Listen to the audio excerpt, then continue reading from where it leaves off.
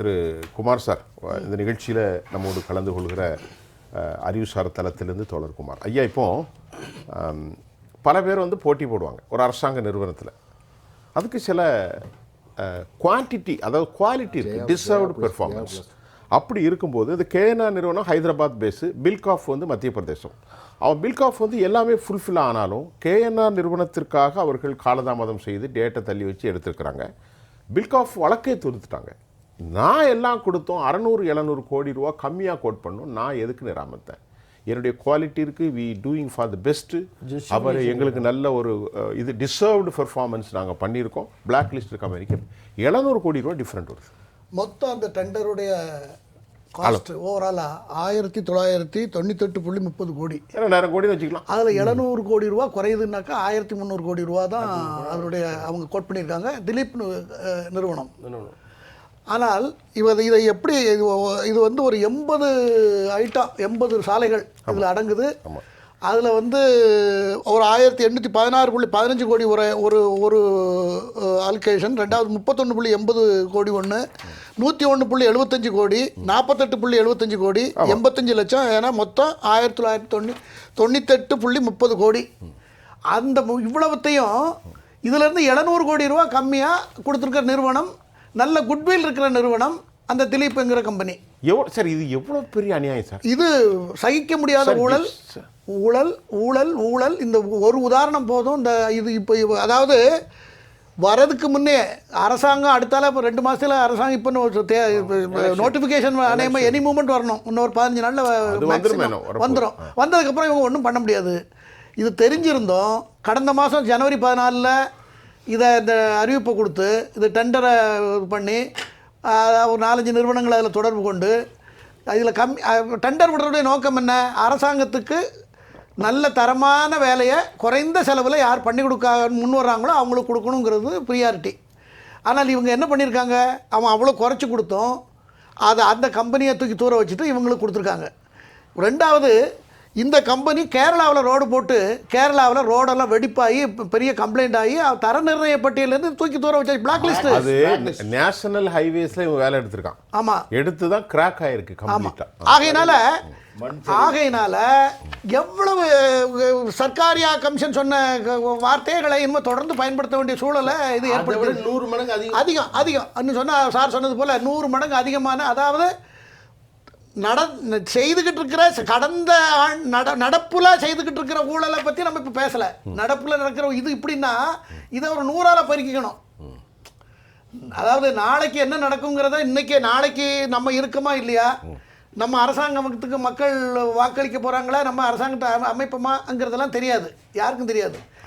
அடுத்த வருஷம் 26-27 பட்ஜெட்டில் அலோகேஷன் பண்ண வேண்டிய இதெல்லாம் முன்னக்கூட்டியே எடுத்து ஏப்பம் விடணும் அப்படின்னு நினச்சி திட்டம் போட்டு தனக்கு சாதகமான ஒரு கம்பெனிக்கு இந்த அரசாங்கம் கொடுக்குதுன்னா கட்டு சோத்துக்கு பூனே காவல் வச்ச கதையாக தான் இருக்கிறது. இந்த 7 கோடி மக்களும் 7.5 கோடி மக்களும் இந்த அரசாங்கத்தை நம்பி உட்கார்ந்துக்கிட்டு நமக்கு இந்த அரசு ஏதோ செய்து போல் இருக்கு அப்படின்னு நினச்சிக்கிட்டு. ஒரு வெளிநாட்டு கம்பெனியை நீங்கள் ஸ்டாலின் போகிறார், ஸ்பெயினுக்கு போகிறார், அமெரிக்காவுக்கு போகிறார், ஜெர்மனிக்கு போகிறார், ராமநாதன் சொன்ன மாதிரி யுனைடெட் அரபு எமிரேட்ஸ் வரைக்கும் போகிறார். அங்கேருந்து ஒரு கம்பெனி இந்தியாவுக்குள்ளே வருதுன்னா ஒரு 100 கோடி 300 கோடி இன்வெஸ்ட் பண்ணுறதே பெரிய இன்வெஸ்ட்மெண்ட்டாக நினைக்கிற போது ஒரு தனி அரசியல் கட்சியும் அதன் சார்புடைய நிறுவனங்களும் மக்களின் பணத்தை காவு கொள்கிற 700 கோடி என்பது எவ்வளவு பெரிய வருமானம், எத்தனை பெரிய கோடிகள், கற்பனை செய்து பாருங்கள். ஆகையினால் இந்த அரசாங்கம் ஒரு நிமிஷம் அரசவை அந்த அரியணையில் உட்கார்றதுக்கு தகுதி இல்லை என்று நான் சொல்ல கடமைப்பட்டு. இப்போ எதுக்கு நீதிமன்றம் தரப்பட்டிருக்காங்க வேற, அலிகேஷன் ஆகல, பணம் கொடுக்கல. இந்த திட்டமே எவ்வளவு பெரிய திட்டத்தின் அடிப்படையில் இதை செயல்படுத்துறாங்க, இதை எப்படி லாபகமா பொதுமக்களுடைய பணத்தை எப்படி சாப்பிடுறாங்க. எதுக்கு இன்டர்ம் தடை போட்டிருக்காங்கல்ல கோர்ட், இடைக்கால தடை, கோர்ட் தான் தடை. அப்ப அதுக்கான ஆதாரங்கள்லாம் சப்மிட் ஆன பிறகு தானே பண்ணிருப்பாங்க கோர்ட். உடனே இது வேற, இதுக்கு ஒரு ஆதாரம் தேவையில்லை சார். ஒரு வேலையை நீங்க 2000 கோடிக்கு செய்யறீங்க, இவர் 1700, 1300, இவர் 1200 செய்யறான்னு சொன்னாருன்னா அவருக்கு கொடுக்கணும். அதை மீறியாச்சுன்னா அது கிடையாது, அவ்வளவுதான் ஃப்ராடுன்னு. ஆனா எல்லா பிரிஸ்கிரிப்ஷனும் இந்த நாம்ஸ், இந்த ரூல்ஸ், இத்தனை கண்ணாடி, இவ்வளவு திக்கு எல்லாம் இருக்குல்ல, எல்லாம் தான் இருக்கு. எல்லாரும் அது ஸ்டாண்டர்டு, அது ஸ்டாண்டர்டு. அதுல வந்து மாற்றம் இல்லை, அது காம்ப்ரமைஸே கிடையாது. அங்க செய்யும் போது ஃப்ராட் பண்ணிடுவாங்க, அது வேற. ஆனா ரெக்கார்டடா என்ன பண்ணுவாங்க, இந்த நாம்ஸ் எல்லாம் இருக்கணுங்கிறது கண்டிஷன், பேசிக் கண்டிஷன், கிரவுண்ட் ரூல்ஸ் அது. அதை ஒன்றும் பண்ண முடியாது. ஆனால் அங்கே கோட் பண்ணியிருக்கிறது, டெண்டரில் கோட் பண்ணியிருக்கிறது, நீங்கள் 2000 கோடி, இவர் 1800 கோடி, இவர் 1500 கோடி, நான் இவர் 1200 இருந்தால் அவருக்கு கொடுக்கணும். இதுதான் கிரவுண்ட் ரூல், டெண்டரோட கிரவுண்ட் ரூல் தான். இதை பிரேக் பண்ணி அந்த அந்த அது என்ன திலீப்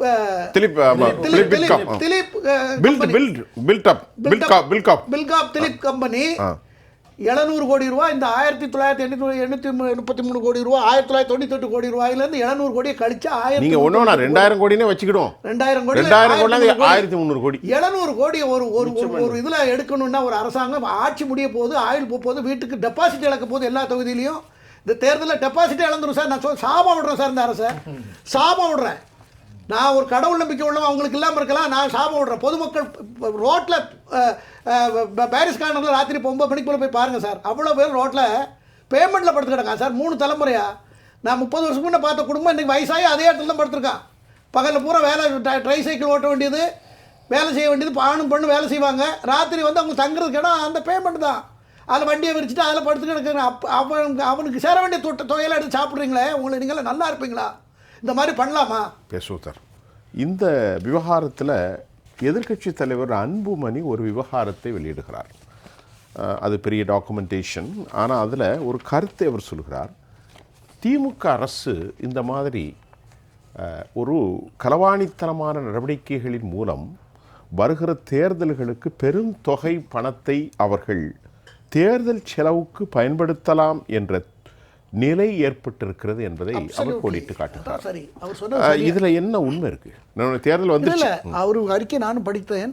ரொம்ப டீட்டெயிலாக கொடுத்துருக்காரு, ரொம்ப டீட்டெயிலாக. அது அந்த அந்த திட்டமிடல் எப்படி, எதற்காக 2026-27 பட்ஜெட்டில் உள்ளதை இப்போவே முன்னக்கூட்டியே எதுக்கு ஒதுக்குனாங்க, அந்த கம்பெனியினுடைய தரமற்ற தகுதியற்ற அந்த கம்பெனிக்கு ஏன் ஒதுக்குனாங்க, என்னென்ன இடத்துக்கு எவ்வளவு ரோட்டுக்கு என்னென்ன இடங்களில் இந்த சாலைகள் பணிக்காக இந்த டெண்டர் ஒதுக்கப்பட்டது, இதை எல்லாமே அழகாக ரொம்ப ப்ரீஃபாக கொடுத்துருக்காரு. அந்த அறிக்கை வந்து இது வந்து இந்தியா பூரா எதிரொலிக்கக்கூடிய ஒரு அறிக்கையாக அவர் கொடுத்துருக்காரு. அவருக்கு அவரை நான் மனமாற பாராட்டுகிறேன். ஒரு அரசியல் தலைவர்.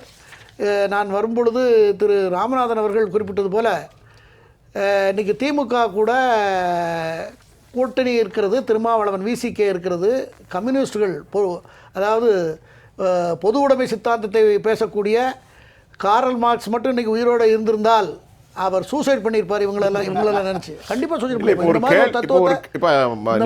நீங்கள் சொன்னதில் ஒரு கேள்வி, மிகப்பெரிய ஊழல்கள், மலைகள் பாதி காணாமல் போயிட்டு குமரி மாவட்டத்தில் உங்கள் ஊர் பக்கத்தில் தான். தட்டார் மடத்திலிருந்து சத்தம் போட்டால் குமரியில் கேட்குமா இல்லையா? அங்கே மலைகள் ஃபுல்லாகவே போயிட்டுருக்கு. அது நீங்கள் வாழ்கிற ஊரில் ரொம்ப ஆரம்பமே வள்ளியூர் பக்கத்தில் தான்.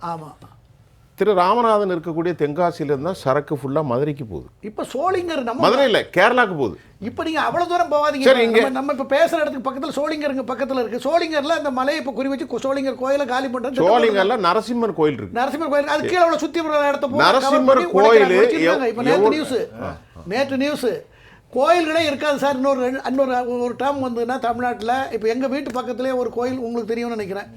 ஒரு இடம் கிட்டத்தட்ட 300 கோடி ரூபா சொத்து, வடபழனி கோயிலோட இடம். அந்த இடத்த காலி பண்ணி அதாவது இந்த குளத்தை தூத்து பண்ணாங்க வேங்கீஸ்வரர் கோவில். இல்லை, இது பெரியார் தெருவில் 1.85 ஏக்கர் லேண்டை கோயில் பேரில் கோயில் அந்த நான் 40 வருஷமாக பார்த்துருக்கேன். அந்த காம்பவுண்டை சுற்றி இது வடபழனி ஆண்டவர் திருக்கோயில் சொந்தமானதுன்னு போர்டெல்லாம் இருந்தது.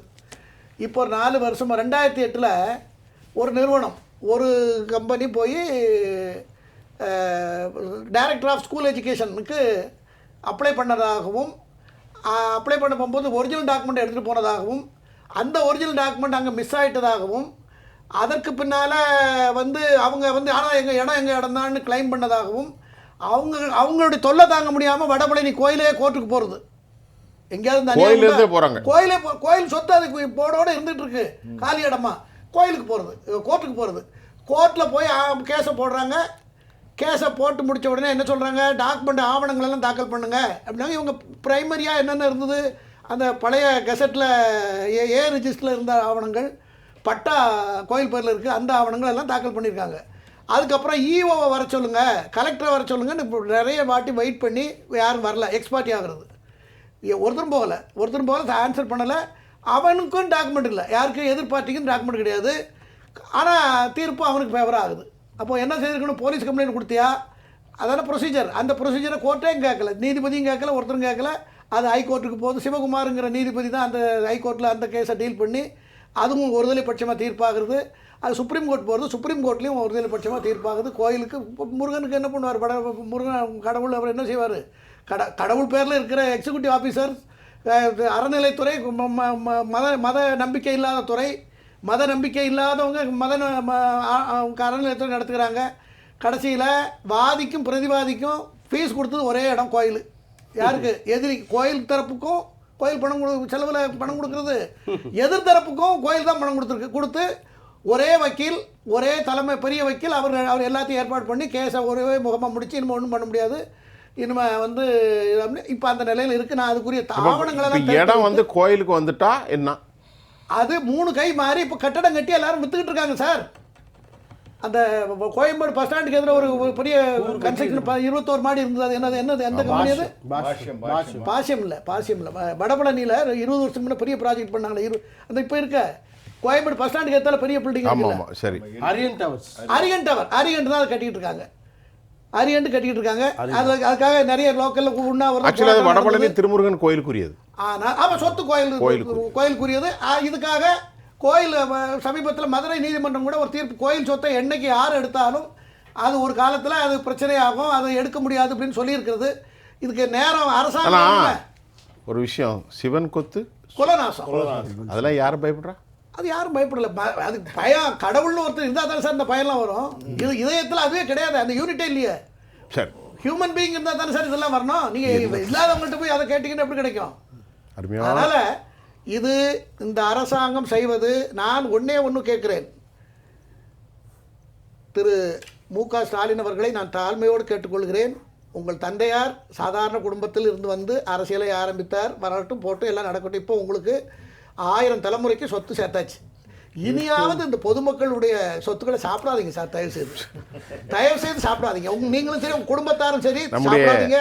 உங்களை தாழ்மையோடு கேட்டுக்கொள்கிறேன். இந்த இது நீங்கள் இதுக்கு தொடர்ந்தா அதை நீங்கள் தான் அனுபவிக்க போறீங்க, அந்த பலனை நீங்கள் அனுபவிக்கணும். அதாவது சதாம் ஹுசேன் நமக்கெல்லாம் தெரியும், நல்லா தெரியும் எப்படி இருந்தார்.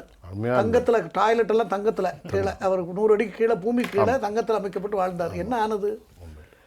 ராஜீவ்காந்தி நேருவோட பேரை, இந்திரா காந்தியோட மகன், இந்த நாட்டோட பிரைம் மினிஸ்டர், டைனாமிக் லீடர்னு பேர் வாங்கின ஒரு ராஜீவ்காந்தி ஒரு செகண்டில் அவர் ஒரு 5 நிமிஷம் 10 செகண்டுக்கு முன்னே அவர் சாக போன அவருக்கு தெரியாது. விதி. எத்தனையோ பெரிய பெரிய எம்பையர், ரோம சாம்ராஜ்யம், கிரேக்க சாம்ராஜ்யம் எல்லாமே சரிந்திருக்கிறது, இல்லாமலே போயிட்டு. அஜித் பவார் பாருங்க, சமீபத்தில் நேற்று இப்படி எல்லாம் நடந்திருக்கிறது. இது விதி. இது விதியை நம்புறவர்களும் நம்பலாம், இது விஞ்ஞானத்தை நம்புறவங்களும் நம்பலாம். எதுன்னு தான் அது நடக்கும். ஆனால் எது நடந்தாலும் எவ்வளோ பெரிய மனிதரையும் சுடுகாட்டுக்கு கொண்டு போகும்போது அருணகுடியை கூட இல்லை. அது கீதை தான் அழகா பகவத்கீதை சொல்லுது, எது நடந்ததோ அது நடந்தது, நன்கு தான் நடந்தது, நடக்கும். அதுல 1000 அர்த்தங்கள் ஆழமா. அது யாருக்கு? அறிவை கொண்டு சிந்திப்பவனுக்கு. நல்லா புரிஞ்சுக்கிடுங்க. சும்மா அது ஒரு வார்த்தை இல்ல, அது ஒரு கருப்பொருள். அது பெரிய ஒவ்வொருத்தருக்கும் உலகம் பூரா பேசப்படக்கூடிய ஒரு ஸ்லோகன். அந்த நிலையில இதான் இருக்கு. மனித பிறப்பும் வளர்ப்பும் வாழ்வும். திரு குமார் அவர்கள் நிறைய கருத்து. நான் சொல்ல விரும்புவது என்னவென்றால், போகும்போது அருணகுடியை கூட விட போறது இல்ல. ஆகையினால இருக்கிறது போதுங்கிற மனநிலையை ஆண்டவனே கொடுக்கணும் உங்களுக்குங்கிற. கடவுள் நம்பிக்கை இல்லாதவனுக்கு அதான் கொடுக்கணும். ஒரே அவர் ஆன்மீக பேச்சாளராகவே மாறிட்டார்.